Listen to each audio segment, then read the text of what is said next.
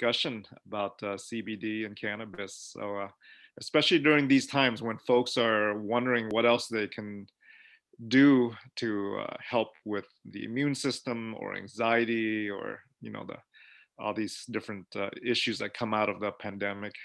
Yes, exactly. But maybe we should start because today the talk is about CBD, and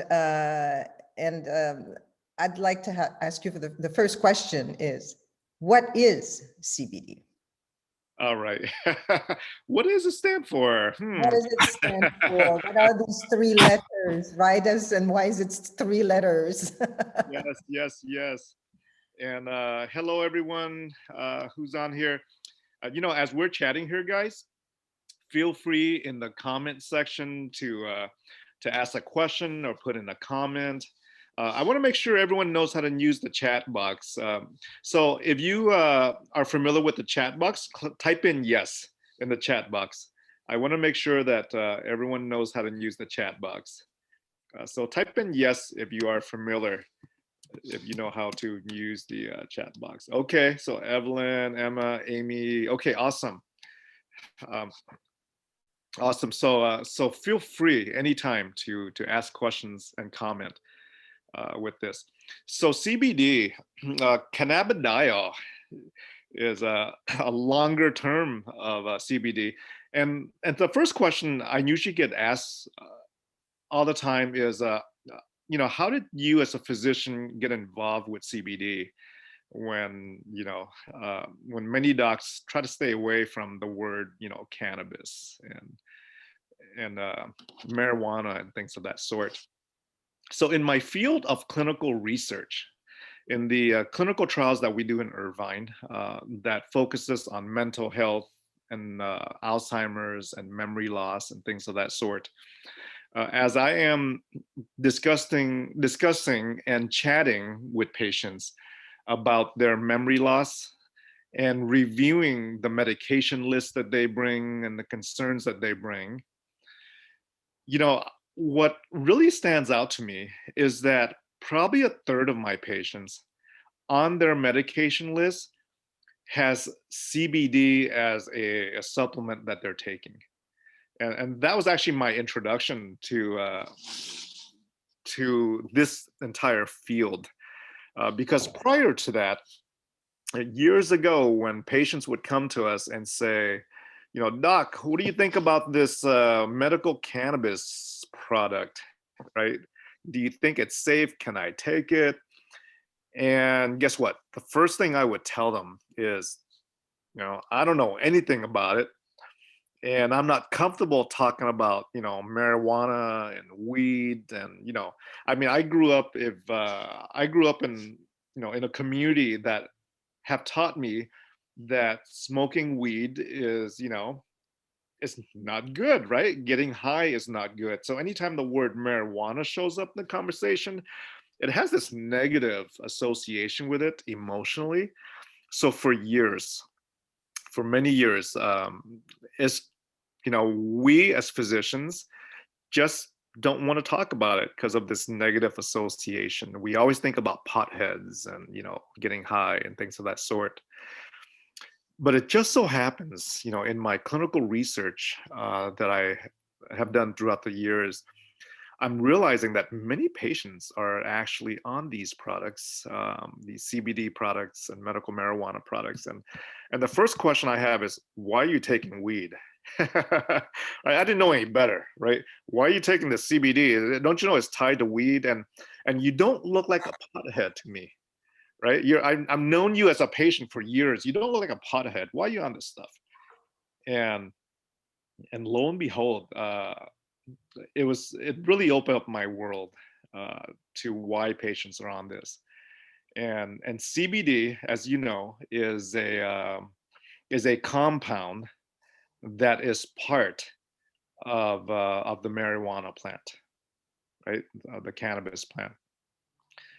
But the marijuana plant isn't the only plant that has CBD. Does anyone know the name of another plant that has CBD in it? Anyone know? If you do, type in, take a guess, type in the chat box. Is there another plant that has CBD, right, associated with it? And has anyone heard of the hemp plant, right? And I'll type it in the chat box for you here. Hemp. So hemp is a cousin of the marijuana plant, and it has a lot of CBD as well. So it's a compound inside a plant. And in the marijuana plant, does anyone know how many compounds are in this plant? How many compounds is in this one plant that Amy says 130. Wow, that's precise. Done your homework, huh, Amy? Yeah, there's definitely over 100 compounds in the marijuana plant. And Amy, let me ask you, of the over 100 compounds in this plant, how many compounds make you high? How many compound gives you that, that feeling that you get when people smoke weed to get high? Evelyn says 1. Yes, yes, Evelyn. Do you know the name of that compound that makes you high? You guys are educated here. You've done your homework. THC. Yes. So is that from personal experience? But I'm just kidding, right? And so yes, the one compound that makes you high is THC. What that means is that the other 100 plus compound that's in the plant, it does not make you high, right? You cannot get high of it. And so CBD is just one compound of the 100 plus compounds in the plant. So Okay. why did it become so popular suddenly, this CBD? Why this particular compound became so popular? Yes, yes, great question. It all goes back to why CBD works, how CBD works in our body. Does anyone know how CBD works? Any thoughts? Amy, Evelyn, Kenneth, any thoughts? Emma, any thoughts on why or how CBD works in our body? Ooh, Oh, the ports acronyms are, here. ooh. What does ECS stand for, Amy? What does help Evelyn regulates our system? Yes, yes, yes. Ooh, the endocannabinoid system. Very cool. We produce our own cannabinoids. Amy, yes. Man, you guys should come here and give this lecture. You guys are good. Lecture from you before, I think. We produce our own cannabinoids. Yes, the endocannabinoid system. It is a system that has been around for as long as any other system in your body has been around, right? Your cardiac system, your respiratory system, your endocrine system, right? All the different systems we have in our body, the has been around, and the endocannabinoid system has been there all along. We just never knew about it, right? We just never knew about it. Does anyone know, right? Does anyone know when we discovered the endocannabinoid system? Anyone know when that was discovered? 2014. Interesting. Interesting. Take another guess, Evelyn. 1980. All right. All right. Yeah. So it was in the 80s and 90s. And the way we discovered the endocannabinoid system is this. It was discovered in Israel. Israeli scientists, what they did was that they were studying the marijuana plant. And the way they studied, close enough, Evelyn, close enough, right? You're only a few decades off, not bad. But so Israeli scientists were studying the plant, and they took apart the compounds of the marijuana plant, And so they isolated the THC, the CBD, right? CBN, CBG, all the different compounds, they were isolated. And so I oh, know, it's weird things in the chat, but I think it's, okay. it's a joke between Greg and someone else. And so what's happening is the as they were taking apart the compounds, they had patients take the specific compounds and took it orally so that they can trace the compounds, right? They can trace the compounds to see where it ended up in your body, right? Where did these compounds ended up in your body? And so they were able to trace where THC ended up. They wanted to learn, did THC end up in the brain, the heart, the lungs, right? Where did THC end up? Where did CBD end up in the body, right? Did the CBD go to your lungs, your gut? What was the final destination of these compounds of the marijuana plant? And it turns out that by tracing the compounds and its final destination in the body, we mapped out an entire system that we never knew existed before, and that's called the endocannabinoid system. Okay, that was completely mapped out. And that's how we learn about the endocannabinoid system. So my next question to you is, what is the purpose of this endocannabinoid system? This system has more receptors in it than any other system in your body, right? The endocannabinoid system has more receptors than your cardiac system, your pulmonary system, your kidney system, right? The receptors are even floating on your white blood cell counts. And your white blood cell is what controls your immune system, right? The immune system fighter cells. And so why does the endocannabinoid system exist? What is the purpose? Any thought, guys? Uh, Type in, why does the endocannabinoid system exist? What does it do? Yes, Amy, it brings your body back into balance, homeostasis. Very cool. Yes, the purpose of this endocannabinoid system is to bring your body into a state of balance. And in medical terms, we call it homeostasis. Right? Have you guys heard of homeostasis before? It just means balance, right? Anytime your body is out of balance, your endocannabinoid system activates to bring it back into balance, right?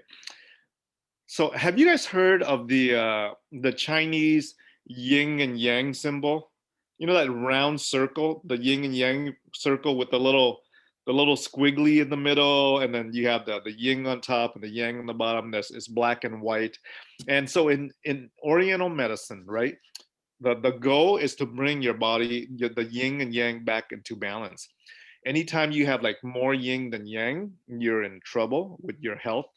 Anytime you have more yang than yin, you're in trouble with your health, right? So the endocannabinoid system is the yin and yang of your body. That's what it does. It detects anything that's out of balance and it brings it back into balance. So let me give you some examples. All right, if I had a fever, then my body's temperature is out of balance, right? My body's temperature is out of balance. It's too high, right? So the endocannabinoid system kicks in to bring my temperature back down to normal, that 98.6, right? Normal with that. And so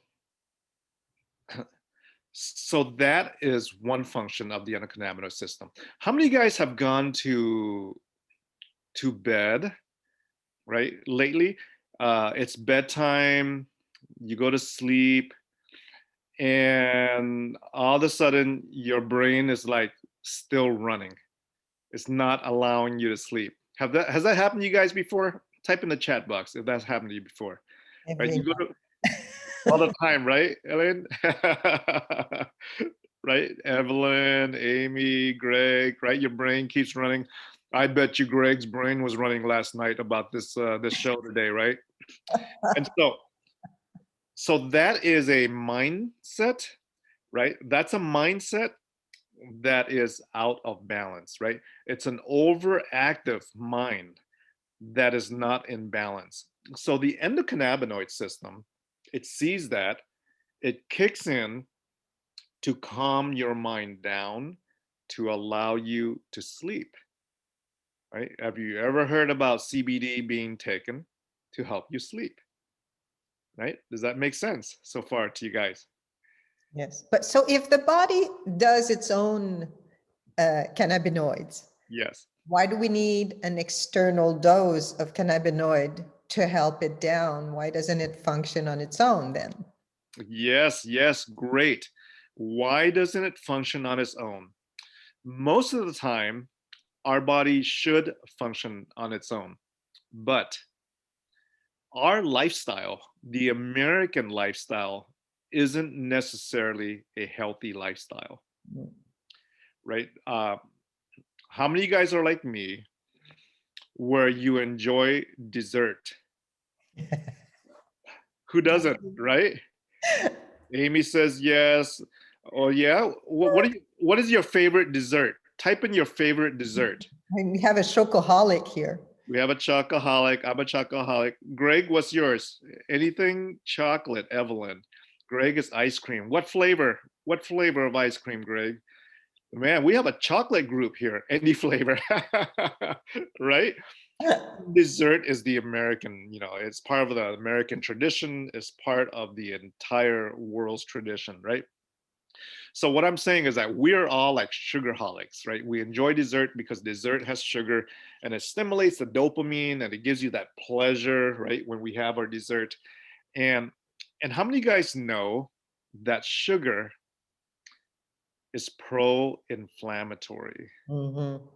How many of you guys know that sugar is pro-inflammatory?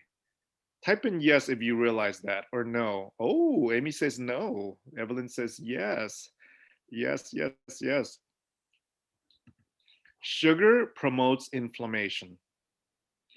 Inflammation is the core behind diseases, whether it's cancer, pro inflammatory, Alzheimer's, pro inflammatory, right? ADD, anxiety, right? Lots of pro inflammatory disease. You can name any condition in your body and I can link it to inflammation. For example, lungs. What are some health conditions of the lungs? Does anyone know? What are some health conditions of the lungs? Anyone know? Type down some health conditions of the lungs. How about, I don't know, bronchitis? Yes. So bronchitis is inflammation of your bronchial tubes. What's another condition of the lungs, guys, besides bronchitis? How about asthma? Asthma is simply a pro-inflammation condition of your lungs. Your immune system, right? Inflammation is basically a hyperactive immune system that creates the inflammation whenever it's exposed to something it doesn't like, right? So, so for example, if your immune system is exposed to a virus, it attacks it, and then the process of this attack and fight between the immune system and the virus, inflammation is created, right? COVID, right? The coronavirus doesn't kill you. Your immune system kills you by overreacting to the coronavirus. We call that the cytokine storm, right? It kills 90% of patients with coronavirus. Inflammation, bacteria, right? Pneumonia is inflammation related. So that's just the lungs, right? Emphysema is inflammation related, COPD, bronchitis, coronavirus, all inflammation related. And that's just the lungs, right? You can go to your GI tract, right? What are some conditions of the GI tract? Anyone know some conditions of the GI tract with that? So ulcers, acid reflux. Yes, acid reflux is basically too much acid that causes inflammation of your stomach, right? Causing GERD. Ulcers is caused by Helicobacter pylori, a bacteria that creates inflammation, right? Yes. Anyone heard of Crohn's disease? Mm-hmm. Right? Yes. Crohn's disease is inflammation of your GI tract, another inflammation problem. Anyone heard of, let's see, ulcerative colitis? Ulcerative colitis. Have you guys heard of that before? I'll spell it out for you. Ulcerative colitis. Ulcerative colitis is an autoimmune disorder, right, Amy? So it's an autoimmune disorder that is causes inflammation of your colon, right? Anyone heard of a celiac sprue, celiac disease, right? Celiac disease is inflammation as a result of your immune system not liking, right, the food that you're eating, the wheat and all that. Anyone heard of gluten sensitivity? Right? Gluten sensitivity is basically your immune system not liking gluten, right? It doesn't like gluten, so it creates inflammation. That inflammation causes bloating, gas, and diarrhea, or a rash sometimes, right? So that's just the GI tract inflammation. So we talked about the lungs, we talked about the GI tract. Do you see how it's all connected to inflammation here? Let's do another condition, another system of your body. What about your skin? Name me some skin conditions, guys. Psoriasis. Psoriasis. Yes, psoriasis is inflammation of the skin. Name me another skin condition. Rosacea is inflammation in the face, right? Dermatitis, eczema, all inflammation. Are you starting to see a link, guys, between inflammation and health conditions? Right? We name so many conditions of the skin: eczema, psoriasis, dermatitis, acne, rosacea, right? Several different conditions, one underlying cause: inflammation, right? Inflammation That's caused by our diet mostly, right? caused by our And we diet. have a question, Dr. Trinh, about that. So I have two questions, one that I will keep for later on, but the one Yes. that I will ask you now is, what diet do you recommend as a low inflammatory diet along with using CBD regularly? Yes, yes, yes. So here is the point I'm getting to, guys. Inflammation causes all types of disease, causes Alzheimer's, causes any type of cognitive disease, from multiple sclerosis to Parkinson's disease to Alzheimer's.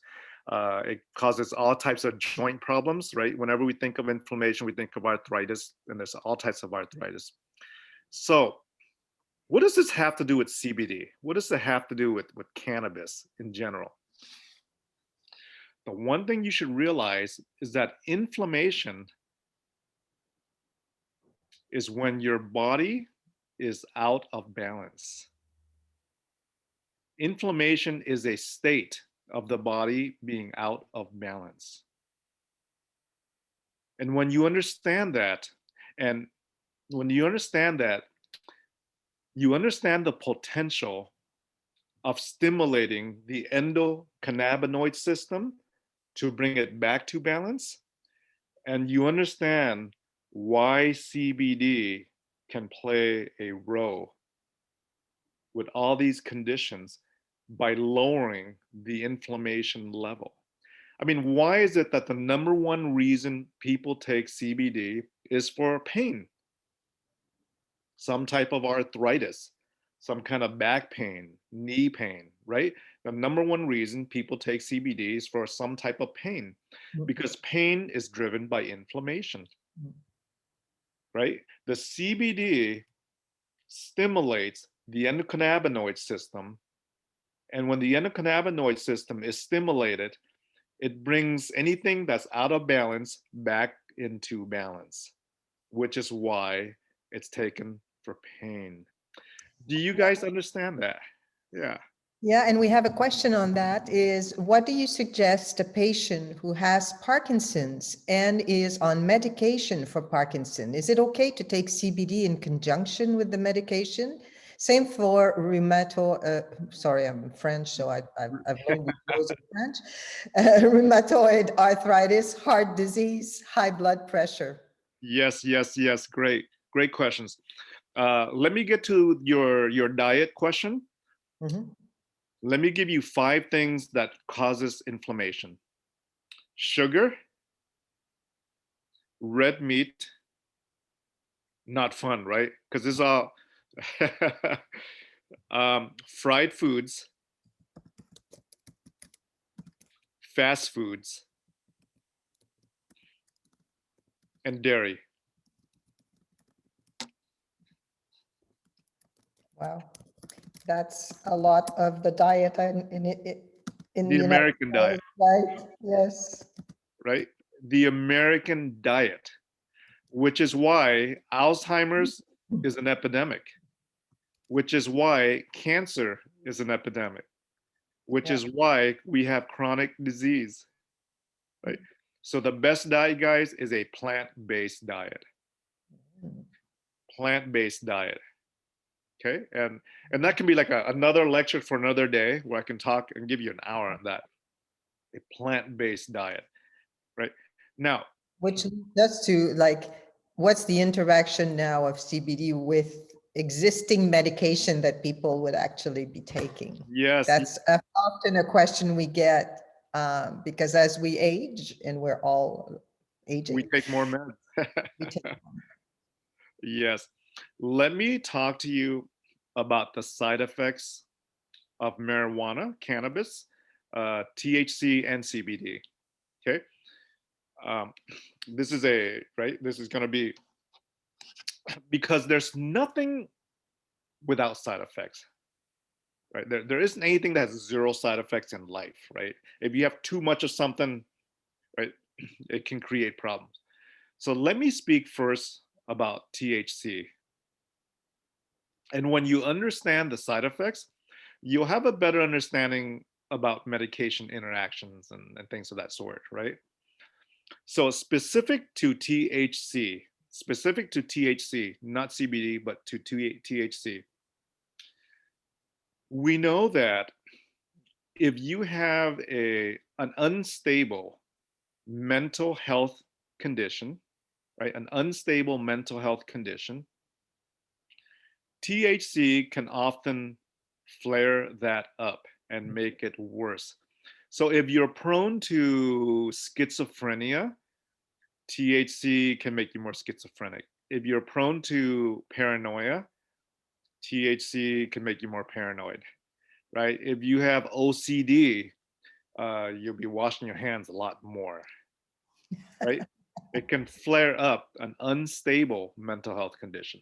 So that's the first thing with THC.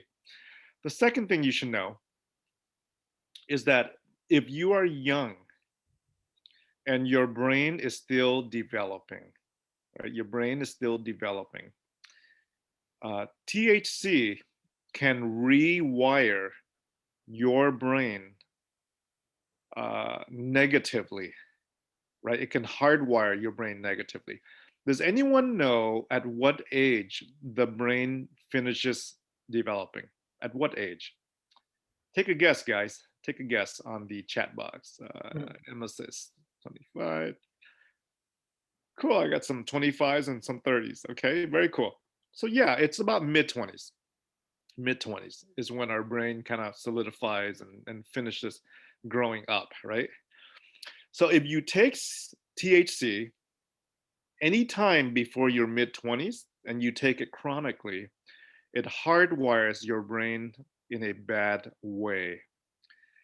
And what happens is that these folks, right, these are young folks, these are high schoolers and college kids. They grow up and they have a higher tendency for anxiety and depression in life if they smoked a lot of weed when they're younger. That's what the research shows, right? The data shows with that. Which is why I'm not necessarily a fan of recreational use, right? I'm not necessarily a fan of like legalizing weed, in California because because when people say it's legal, they also think it's safe, especially our kids, right? Our high schoolers, our college kids, our junior hires, they think it's safe when actually it is not, when your brain is still developing. Okay, so that's something to be aware of with that. Those are the two big ones. Now, what about CBD? What are the side effects of CBD? Does anyone know what the side effects are of CBD? Anyone want to take a guess of the CBD side effects? Any thoughts on that? Yeah? All right. Okay, all right. All right. I'm not sure if relaxation is therapeutic though versus side effect, right? Bowel movement, really? Okay. All right. And Kenneth, yes, legal does not mean safe. Can too much make you nauseated? Sometimes. So, so here's the thing. Take away the high feeling as a side effect. That's hilarious. It is sort of an antidote to high THC. When someone is very high on THC, bringing it down, they would use CBD to bring it down. It's sort of an antidote, right? So It it's a is. good side effect. It is. Yeah, yeah. CBD balances out the effects of THC is what it does. That's why they're both in the plant, right? I mean, God created a plant that has everything in it that is needed to kind of neutralize itself to be balanced, right? So if you take CBD at night and it makes you sleepy and it helps you to fall asleep, that's therapeutic, right? It helps you to sleep. If you can't sleep, that's therapeutic. But if you take the exact same CBD in the morning and it makes you too sleepy to function, to work, or to drive, that's a side effect. Do you see what I mean? Something that's therapeutic can be a side effect depending on when you take it, actually, right? So, so it's certainly, it could be therapeutic. It also could be a side effect, right? CBD can lower your blood pressure. Yeah, if you take super high doses, we have seen CBD lower blood pressure, and so for some, it's no big deal. If your blood pressure is like normal, or if it runs a little high, it's no big deal. But if you run normally a low blood pressure all the time, it may make your blood pressure a little bit lower, right? And it may make you dizzy or whatever. In which case, you need to just check your blood pressure to make sure that's okay. Okay. What else about CBD? Anesthesia. Anesthesia. Yes, yes. Yes, this goes for both CBD and THC. If you are planning to have surgery, whether it's outpatient surgery or inpatient surgery, Or okay, even teeth. right? Yeah, yeah, dental surgery, right? Getting numb for your surgery, for your dental work. CBD and THC, or cannabis in general, if you have that on board, your body will require more anesthesia than usual to knock you out. Right? Your body will require more anesthesia than usual to knock you out. I mean, wouldn't that be important for your anesthesiologist to know, guys? Right?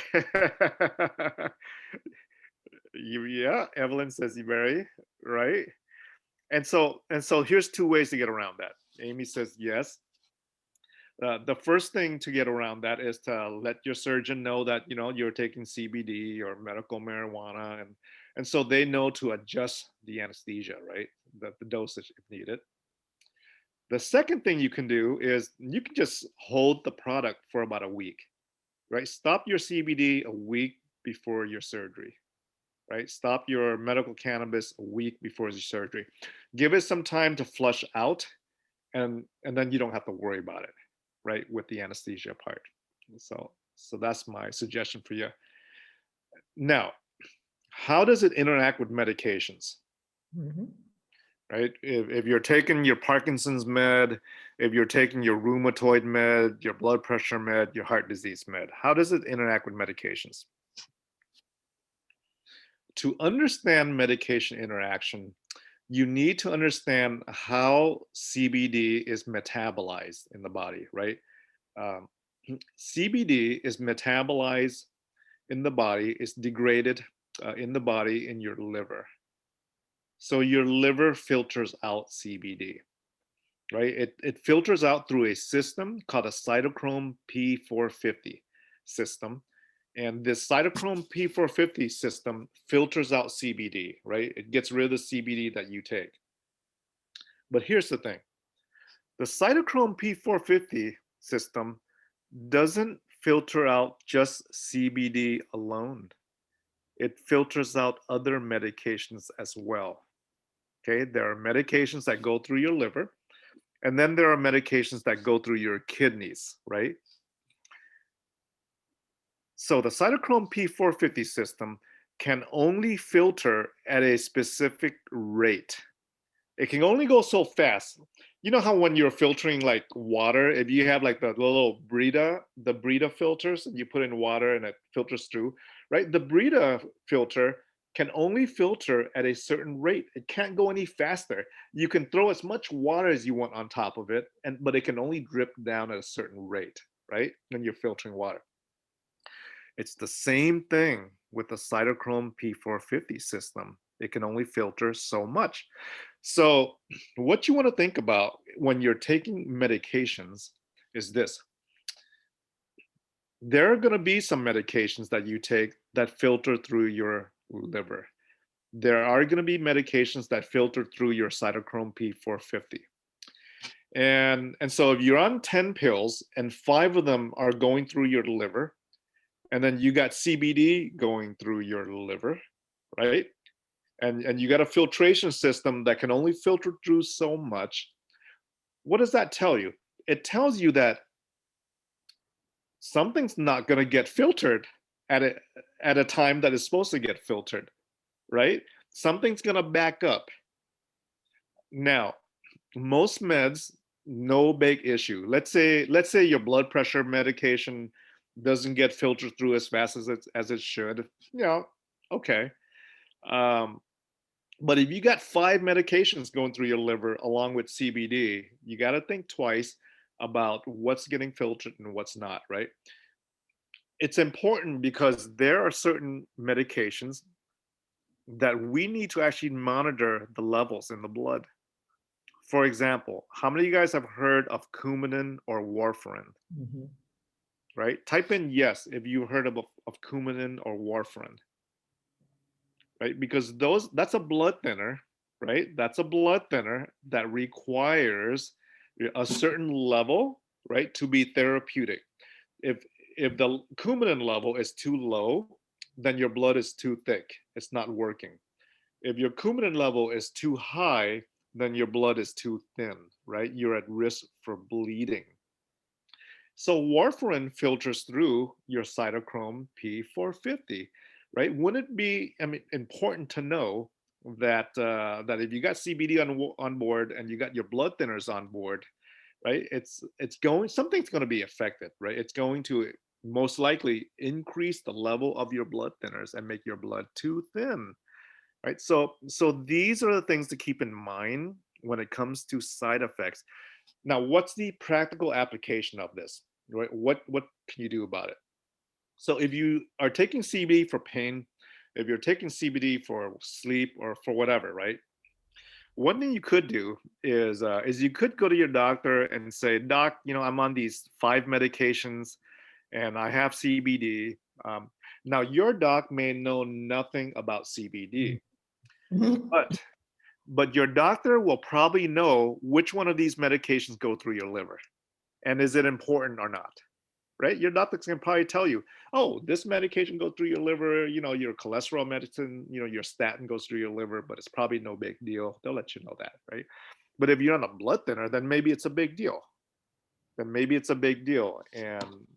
Dr. Trinh, if we take, for instance, an oil, right, that is under the tongue and that we keep for 90 seconds, Doesn't it go more into the bloodstream directly as opposed to be filtered into the liver?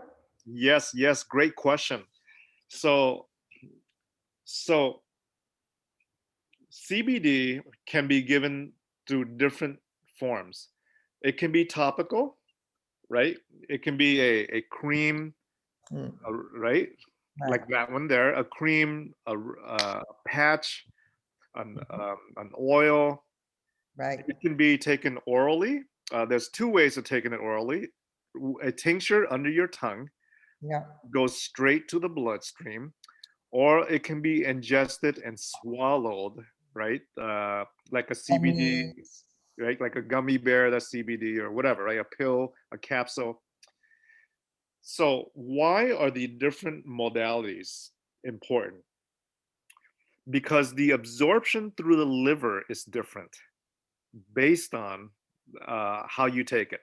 If it's a topical product, chances are only a little bit probably gets to your liver. Most of it is topical. Most of it's at the area where it hurts, right? If you're rubbing on your knee because you got knee pain, it's just going to work in that area. If you're rubbing on your back because you got back pain, right? It's mainly going to work in that area. Minimal interaction with medications because it's topical, right? It doesn't go all the way through to your liver. So you worry less about medication interaction if you're doing a topical product. Does that make sense so far, guys? Right? Topical products, less medication interaction. The time you worry more about medication interaction is when you're taking it here, right? When it's going through, when you're orally taking it. It goes to your stomach digests it, it breaks down and goes to your liver, and your liver filters it out. So there's more interaction if you're doing orally than if it's topical, as far as side effects and interactions with other medications. So great question. That's how you do it. By the way, We have another question. Sorry. huh? We have another question that I've been holding back because it's sort of a, so how do you destigmatize CBD amongst baby boomers in an elevator pitch? Yes, yes. How do you destigmatize it? Yeah, so yeah, I what is the, I I talk about the endocannabinoid system and the science. When you understand the science, you'll understand that CBD is just a medication that helps with your endocannabinoid system. That's all it is. CBD doesn't make you high. It's not THC where you're loopy, right? It's and not only is it a medication, it is a plant-based medication, right? Natural plant-based medication, as opposed to a pill that's made by pharma, right? That's the way I view it. yeah, That that's good. So there's another question that I would like to address, and there's so much controversy about vaping. yeah, Um, is it better to vape so that it doesn't go through the filter of the liver? We all know that if it's vaping, it goes faster into the body. It's one of the fastest way to absorb. yes, But how does it interact with medication, more or less? And is it yes. safe to vape? Great question. So vaping is the fastest delivery system. Yeah. It goes down into your lungs. It's absorbed through your alveoli sacs and goes straight to your bloodstream. It works in a matter of a minute or so, right? It's really quick, really quick. The second fastest mechanism is the tinctures under your tongue. Mm-hmm. That's the second fastest mechanism. The slowest mechanism is taking it orally, uh, taking a pill or a capsule, because it has to go through your stomach first, needs to get digested first. It takes about 2 hours to start its effect if you take it orally.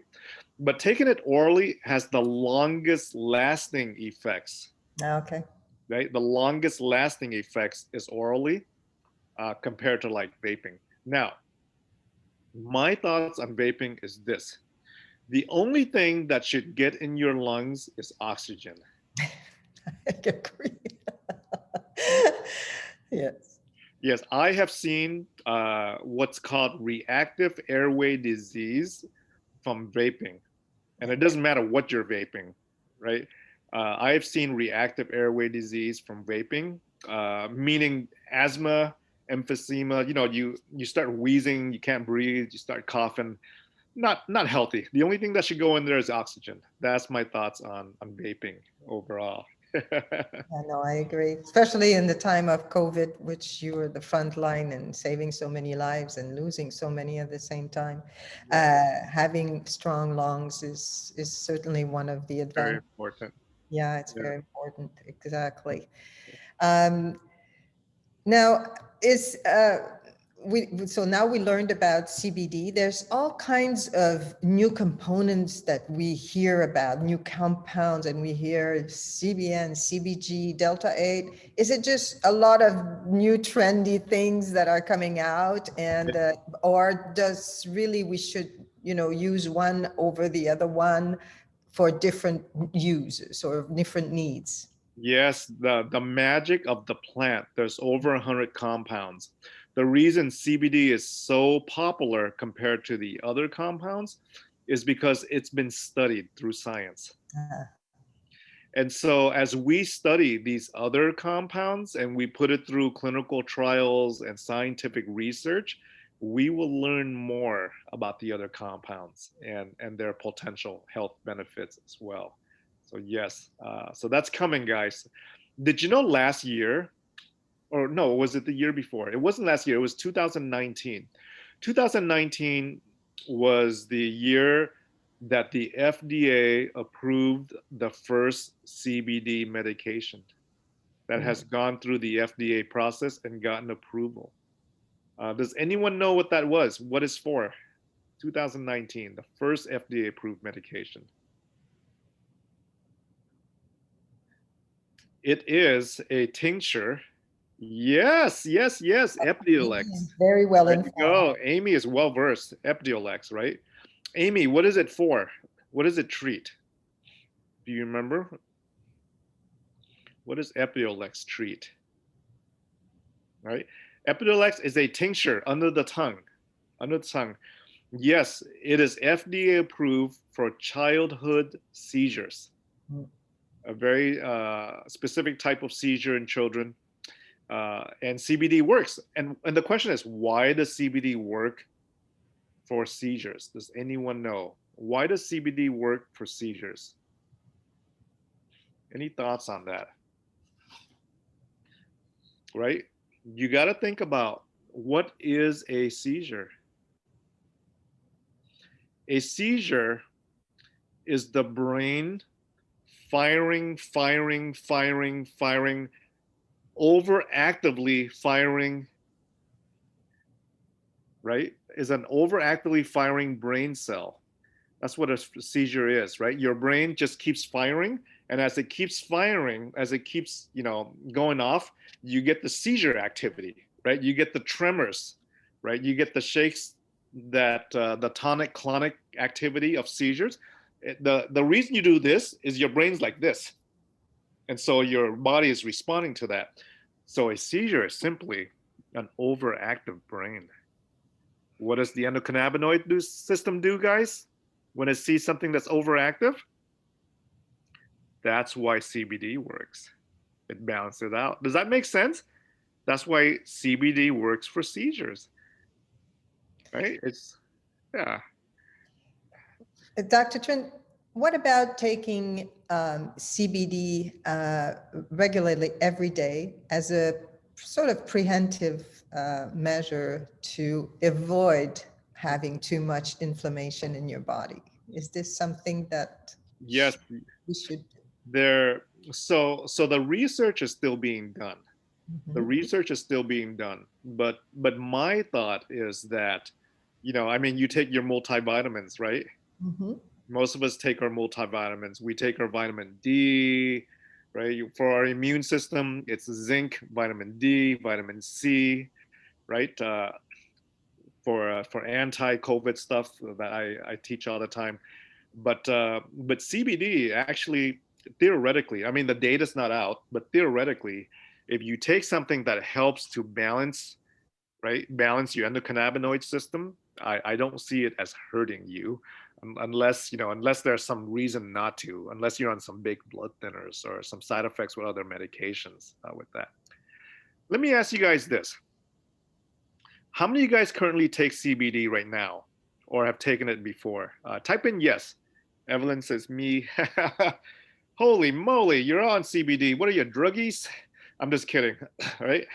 And let me ask you this. How do you know which product to pick? How do you decide what's a legitimate CBD product? I want to know. I mean, how do you guys decide? You go to the store and there's like 10 different CBD products, right? How do you know which is the legit one?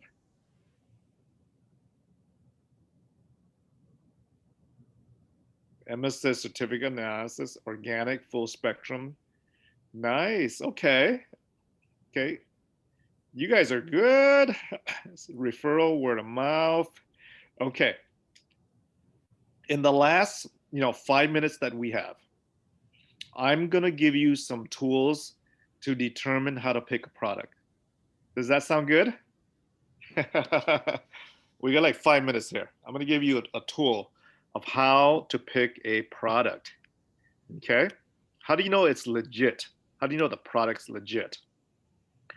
There are 3 questions that you should ask every vendor that sells CBD, right? The vendor or the person selling it or the store selling it. There's 3 questions to ask. Question number 1. Question number 1 is, does your product have a certificate of analysis? So you guys have mentioned that already, right? Emma and Amy, you guys are good, right? The certificate of analysis. What is a certificate of analysis? It's a document that is from a laboratory, a third-party lab, that has put the CBD product to the test. They've analyzed the product, right? They put it in their lab and they've analyzed the products. And it tells you what exactly is in the product, right? How much CBD is in there? What percentage of CBD is in there? Is there anything else besides CBD? What about the other stuff, CBN, CBG? Is it in there? Is there any THC in there? Is it any THC mixed up in there, right? What about impurities? Or, is there any toxins in there, right? Any preservatives? What about all the other junk that's in there? So this is a document from a lab that have analyzed the product. You want to see that because you want to know for sure what's in the product. If the vendor cannot produce a certificate of analysis, guess what? You don't know what's in it. And they don't know what's in it either. Okay? So unless there's a COA certificate that goes along with the product, I wouldn't buy it, right? So that's question number 1 that you need a yes answer on. Question number 2 comes from where the CBD was originally farmed, right? Most CBD is from hemp, right? The over-the-counter stuff is from hemp. If the CBD came from the marijuana plant, then it's only allowed to be sold in dispensaries, right? Cannabis dispensaries. But if you can buy it outside the dispensary, if you can buy it at Walmart or online or whatever, it's from the hemp plant. So your question is, this CBD, where was it farmed? Where was the hemp farmed? And you want to know that the farming of the CBD came from like the USA, right? Or maybe even Canada, right? Or our neighbor. Because at least the farms in the United States and Canada are regulated. There's some regulatory process that is done, in the US. And so it's safer to buy CBD that comes from the US or from Canada than buying CBD that came from Timbuktu, right? From some other country where you have no clue what they do in their farms. Does that make sense so far for you guys, right? You want it to come from a farm that's in the US or maybe from Canada, right? That's regulated. Question number 3. So you need 2 yeses, a COA and farm in the USA. The third yes is about the manufacturing of the CBD, where it was made, right? And the question is this: is the facility where this CBD was made, right? Is the facility where this CBD was made, is it GMP certified, good manufacturing process certified, right? Is the factory certified, GMP certified? Why is that question important? It's important because if they're GMP certified, the FDA visits them on a yearly basis to make sure they're doing their stuff correctly, right? To make sure that their processes has quality in it, right? Because if it's not GMP certified, how do you know that the CBD was not made in my garage Right, exactly. or my kitchen?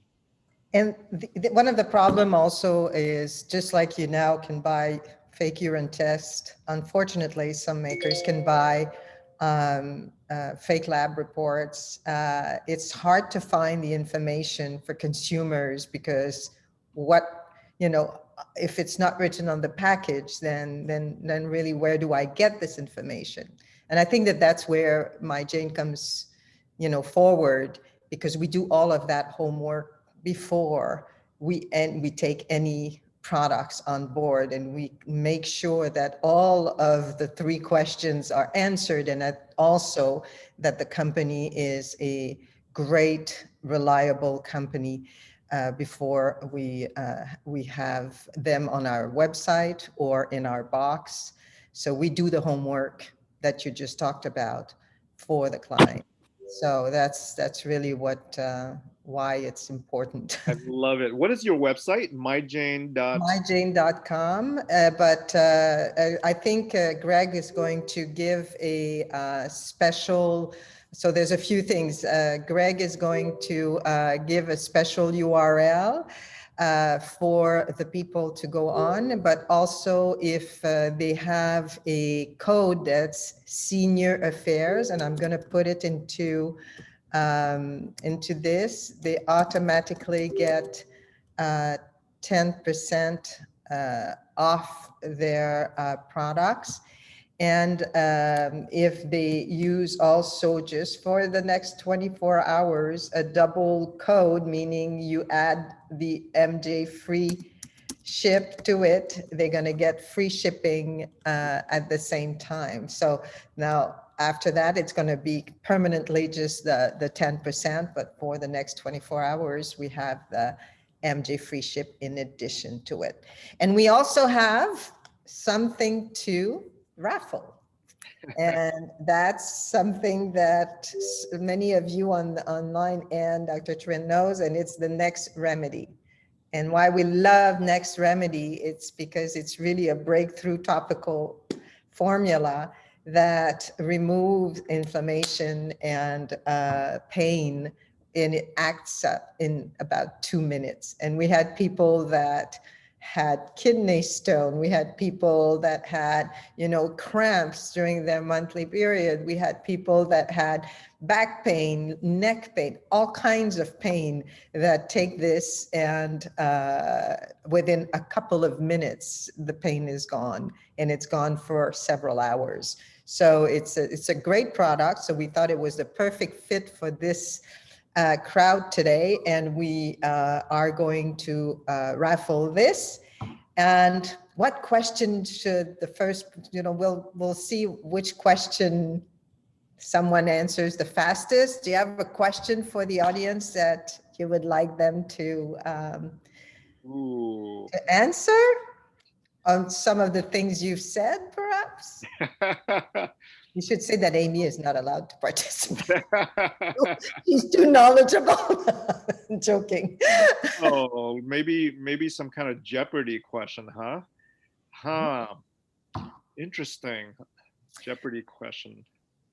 Or what I could do is a different thing, is I could say, give me a number from 1 to 6. Ooh, 1 to 6. Yep. Oh, I like that. Give me a number from 1 to 6. Oh, we have all kinds of numbers.